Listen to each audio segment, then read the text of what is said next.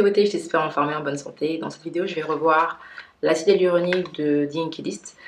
De base, en fait, j'utilise l'acide hyaluronique de The Ordinary principalement et un peu celui d'Aromazone. Et je voulais un petit peu comparer et tester celui de The Inkey List. Donc, The Inkey List, c'est une marque anglaise et ils produisent en fait des soins pour la peau à des prix super compétitifs, des prix vraiment bas. C'est un petit peu le concurrent de The Ordinary en termes de prix et même de positionnement de marque. Donc, je voulais tester leur acide hyaluronique pour comparer.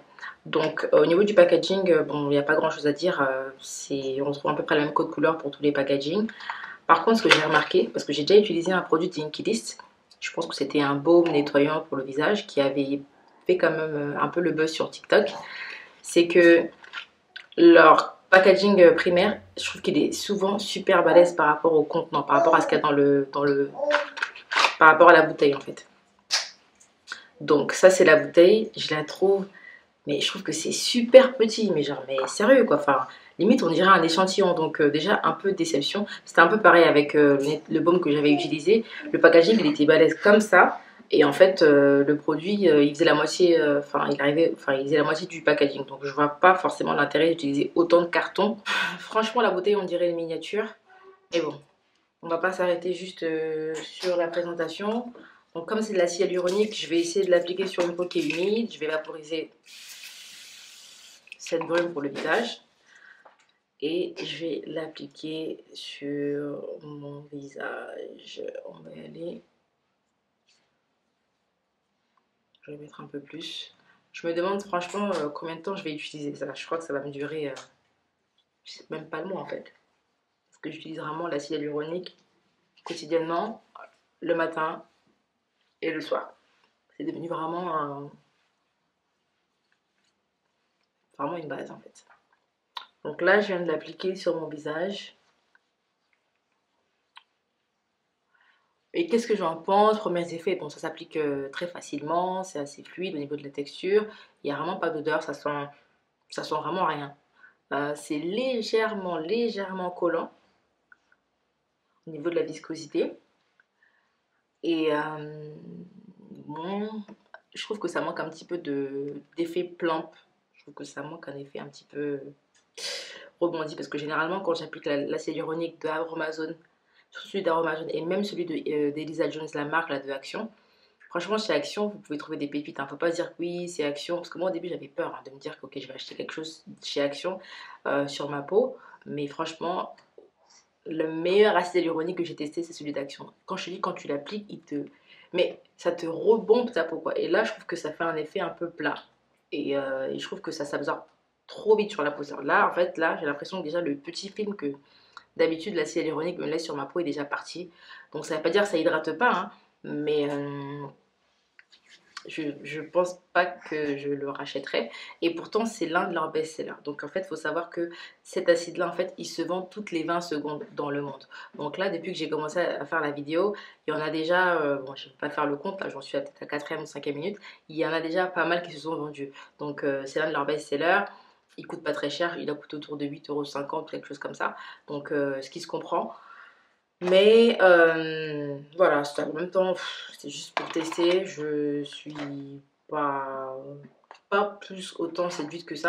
Le produit contient de l'acide hyaluronique naturellement et contient du matrixyl 3000. Donc ça, c'est les ingrédients phares. Donc l'acide hyaluronique, il faut savoir qu'il en existe en fait de différents poids moléculaires. Tu as les acides hyaluroniques qui sont de poids moléculaires assez hautes. Et en fait, ces acides-là, en fait, ils vont pas forcément vraiment pénétrer l'épiderme. Ils vont rester un petit peu en surface et ils vont juste un peu repulper et hydrater la peau et empêcher en fait l'eau de s'évaporer. Ils vont faire en fait, ils vont protéger la barrière cutanée.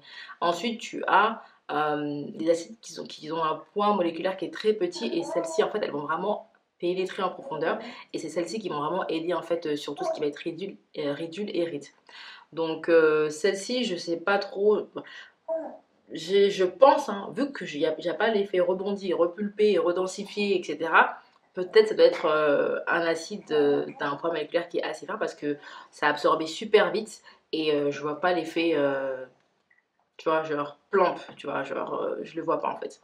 Mais bon, je continuerai à faire mes recherches pour savoir en fait la taille moléculaire en fait de l'acide qui est contenu dans cet acide là. Et le Matrixyl 3000, qu'est-ce que c'est? Ça me fait penser à André 3000. Je sais pas si vous connaissez André 3000.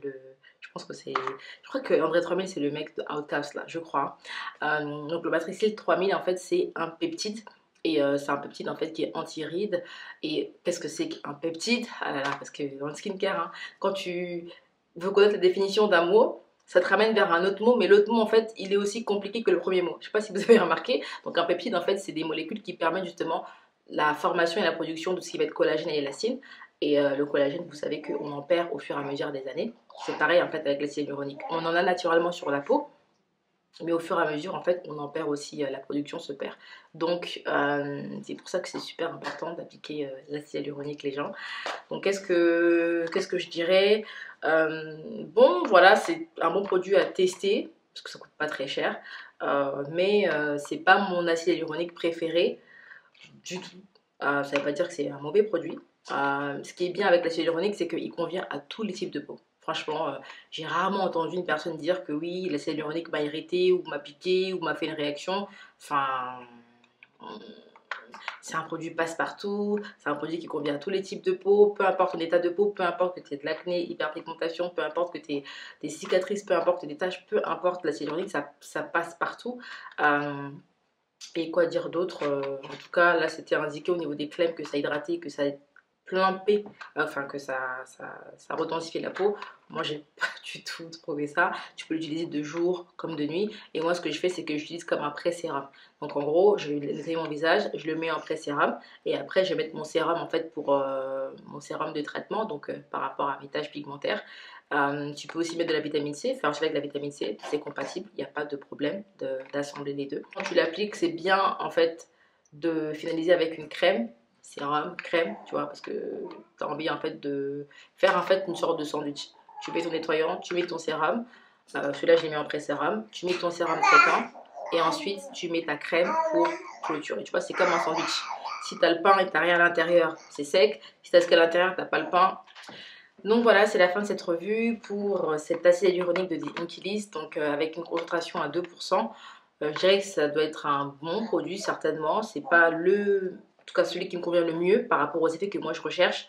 Il hydrate certainement, mais j'ai pas du tout retrouvé l'effet plump et l'effet redensifiant, l'effet rebondi que je retrouve plus avec le sérum The Ordinary ou même le sérum Aromazone ou même le sérum Elisa Jones de chez Action. Donc voilà, c'est la fin de cette revue-là. J'espère qu'elle t'a plu. Mets-moi un thumbs up et dis-moi en commentaire quel est ton sérum à base d'acide hyaluronique préféré et quelles recommandations tu pourrais me faire. Partage la vidéo si elle peut servir à quelqu'un. Et puis je te fais plein de bisous. Je te retrouve à une prochaine revue.